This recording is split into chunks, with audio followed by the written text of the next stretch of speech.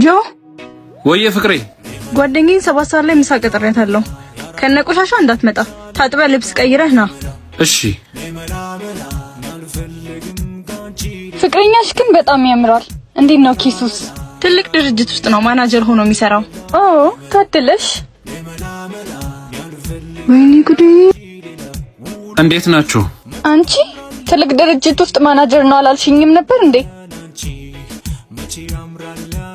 ይቅርታ ማሬ፣ ስራው ምንም ፋታ አልሰጠኝም ነበር። ለዛ ነው በዚህ ልብስ የመጣሁት። እኔ ካንተ ምንም ጉዳይ የለኝም። የተጠቀምንበትን ብቻ ክፈልና ሂድልኝ። እኮ ልክ ነሽ። ምን እያልሽ ነው? ጓደኛሽ ፊት ለፊት እኮ እኔን ማናናቅ አያስፈልግም። ምን ታርግ? ባሌ ትልቅ ድርጅት ውስጥ ነው የሚሰራው ብላ ሰሰክስ ኖራ። ምን በስራዬ ታፍሪ ነበር? አዎ። እሺ ጥሩ።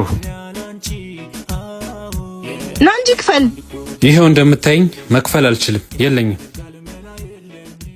ብሽቅ ባንመሰገን እንኳን ላረግነው መሰደብ የለብን። 8ኛው የአብይ ጾም ሳምንት ሆሳዕና ይባላል። እባክህ አሁን አድን ማለት ነው። ጌታችን ኢየሱስ ክርስቶስ በአህያ ጀርባ ተቀምጦ ወደ ኢየሩሳሌም ሲገባ በጌታ ስም ሲመጣ የተባረከ ነው እያሉ የተቀበሉበት ነው። እኛም በዚህ የጾም ወቅት በጎ ስራ በመስራት ነፍሳችንን ደስ እናሰኛት። እናንተ ውድ ምዕመናን በዘረጋችሁት ቀና እጅ በሙታን ሳማር ቅዱስ ሚካኤል አንድነት ገዳም የሚገኙ መነኮሳትን ችግራቸው የሚያቀልላቸው በርካታ ስራዎች በመስራት ላይ ይገኛል። የቅዱስ ሚካኤልም ህንጻ ቤተክርስቲያን በዚህ መልኩ በመሰራት ላይ ይገኛል። የአብነት ትምህርት ቤቱ፣ የዓለማዊ ትምህርት ቤቱ፣ ለአካባቢው ማህበረሰብ አገልግሎት የሚሰጥ ከፍተኛ ደረጃ ክሊኒክ እየተሰራ ይገኛል። እንዲሁም የአባቶችን በዓት እየተሰራ ይገኛል እና የጀመርነውን እንጨርስ ስላለ ለማገዝ በኢትዮጵያ ንግድ ባንክ 1044 25 98 391 አቢሲኒያ 14 10 29 444